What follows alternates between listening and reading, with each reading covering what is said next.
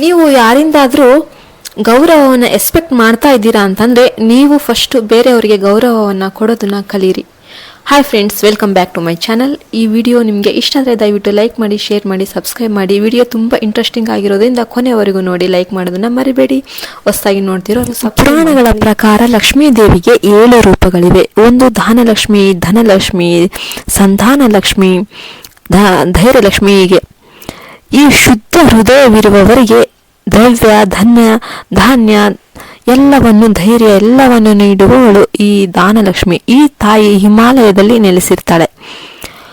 ಆಕೆಯ ಆಶೀರ್ವಾದ ಎಲ್ಲರಿಗೂ ಸಾಮಾನ್ಯವಾಗಿ ಸಿಗೋದಿಲ್ಲ. ಮನಸ್ಸು ಯಾವಾಗಲೂ ಸಹಾಯಕವಾಗಿರಬೇಕು, ಅಂದರೆ ಬೇರೆಯವರಿಗೆ ಸಹಾಯ ಮಾಡುವ ಒಂದು ಗುಣ ಇರಬೇಕು. ಹೀಗೆ ಕರ್ನಾಟಕದ ಒಂದು ಹಳ್ಳಿಯಲ್ಲಿ ರಾಮಯ್ಯ ಎಂಬಾತ ಒಬ್ಬ ಇದ್ದ. ಆತ ಯಾವಾಗಲೂ ದರಿದ್ರ ಇತ್ತು, ಅವನಿಗೆ ಬಡತನ ಇತ್ತು, 3 ಹೊತ್ತಿನ ಒಂದು ಊಟಕ್ಕೂ ಅವನಿಗೆ ಕಷ್ಟ ಇತ್ತು. ಆದರೆ ಅವನು ಯಾವಾಗಲೂ ದೇವರಲ್ಲಿ ನಂಬಿಕೆ ಇಟ್ಟಿರ್ತಿದ್ದ. ರಾತ್ರಿ ಹೊತ್ತಿಗೆ ಊಟ ಕೂಡ ಅವನಿಗೆ ಇರ್ತಾ ಇರಲಿಲ್ಲ, ಆದರೆ ಬೇರೆಯವರಿಗೆ ಮಾತ್ರ ದಾನ ಮಾಡ್ತಿದ್ದ. ಅವನ ಹೃದಯ ಯಾವಾಗಲೂ ಶುದ್ಧವಾಗಿತ್ತು.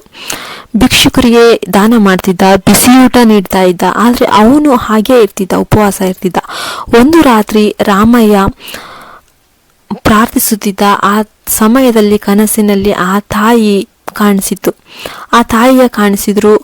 ಆ ತಾಯಿ ಹೇಳಿದ್ರು, ರಾಮಯ್ಯ, ನಿನ್ನ ನಿಷ್ಠೆ, ನಿನ್ನ ದಯೆ, ನಿನ್ನ ನಿರ್ಮಲ ಹೃದಯಕ್ಕೆ ನಾನು ಮೆಚ್ಚಿದ್ದೇನೆ, ನಿನಗೇನು ಬೇಕು ಕೇಳು ಅಂತ.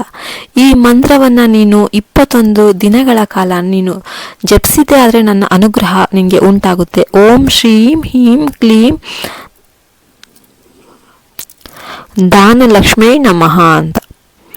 ಹೀಗೆ ದೀಪ ಪ್ರಜ್ವಲಿಸುತ್ತಾ ದೇವಿಯನ್ನು ಆರಾಧಿಸಿದ. 21ನೇ ದಿನ ಬೆಳಿಗ್ಗೆ ಅವನು ಎದ್ದು ನೋಡಿದಾಗ ಅವನ ಮನೆಗೆ ಚಿನ್ನದ ನಾಣ್ಯಗಳು ಹರಿದು ಬರ್ತಾ ಇದ್ವು. ಅವನಿಗೆ ನಂಬೋದಕ್ಕೆ ಆಗಲಿಲ್ಲ. ದೇವಿಯ ಒಂದು ಆಶೀರ್ವಾದ ಅವನಿಗೆ ಸಿಕ್ಕಿತ್ತು. ಆ ಪೂಜೆ ಮಾಡಿದ ನಂತರ ಅವನು ಮತ್ತೆ ಸಂಪತ್ತೆಲ್ಲ ಬಂದ ತಕ್ಷಣ ಅವನು ಏನು ಖರ್ಚು ಮಾಡಲಿಲ್ಲ. ಅವನು ಹಳ್ಳಿಯ ಎಲ್ಲ ಜನರಿಗೂ ಉಚಿತವಾಗಿ ಅನ್ನದಾನ ಆರಂಭಿಸಿದ. ಆಸ್ಪತ್ರೆಗೆ ಹಣ ದಾನ ಮಾಡಿದ, ಮದ್ರಾಸಿಗೆ ಹಣ ಕೊಟ್ಟ, ಪುಸ್ತಕ ಕೊಟ್ಟ. ಹಣ ಬಂದಾಗ ದಾನ ಹೆಚ್ಚು ಮಾಡಿದ. ಇದರಿಂದ ದೇವತೆ ಇನ್ನೂ ತೃಪ್ತಿಯಾದರು, ಇನ್ನೂ ಜಾಸ್ತಿ ಕೊಟ್ಟರು. ಹೀಗೆ ದಾನ ಮಾಡೋದ್ರಿಂದ ಆ ದೇವಿ ತುಂಬ ಇಷ್ಟಪಡ್ತಾರೆ. ನಾವು ದಾನ ಮಾಡೋದ್ರಿಂದ ಯಾವತ್ತೂ ಬಡವರಾಗೋದಿಲ್ಲ, ಶ್ರೀಮಂತರಾಗ್ತೀವಿ. ಒಬ್ರಿಗೆ ಕೊಡೋದ್ರಿಂದ ಯಾವತ್ತೂ ಒಳ್ಳೆಯದಾಗುತ್ತೆ. ನೀವು ಕೂಡ ಈ ದಾನಲಕ್ಷ್ಮಿಯ ಆಶೀರ್ವಾದ ಪಡಿಬೇಕಂದ್ರೆ ಈ ವಿಧಾನವನ್ನು ಮಾಡಿ, ದೇವಿಗೆ ಪ್ರಾರ್ಥನೆ ಮಾಡಿ, ಪ್ರತಿದಿನ ಬೆಳಿಗ್ಗೆ ಅಥವಾ ರಾತ್ರಿ ದೀಪ ಹಚ್ಚಿ ಈ ಮಂತ್ರವನ್ನು 108 ಬಾರಿ ಜಪಿಸಿ. ಓಂ ಶ್ರೀಂ ಹ್ರೀಂ ಕ್ಲೀಂ ದಾನಲಕ್ಷ್ಮೀ ನಮಃ. ಬಡವರಿಗೆ ಸಹಾಯ ಮಾಡಿ, ಮನಸ್ಸಿನಲ್ಲಿ ದ್ವೇಷವಿಲ್ಲದೆ ಪ್ರಾರ್ಥನೆ ಮಾಡಿ.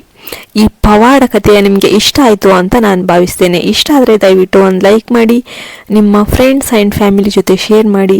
ಯಾರು ನಮ್ಮ ಚಾನಲ್ ಫಸ್ಟ್ ಟೈಮ್ ನೋಡ್ತಿದ್ದೀರಾ ಅವರು ಸಬ್ಸ್ಕ್ರೈಬ್ ಮಾಡ್ಕೊಳ್ಳಿ. ಎಲ್ಲರೂ ದಾನಲಕ್ಷ್ಮೀ ನಮಃ ಅಂತ ಕಮೆಂಟ್ ಮಾಡಿ. ಎಲ್ಲರಿಗೂ ಆ ದಾನಲಕ್ಷ್ಮಿ ಒಳ್ಳೇದು ಮಾಡಲಿ.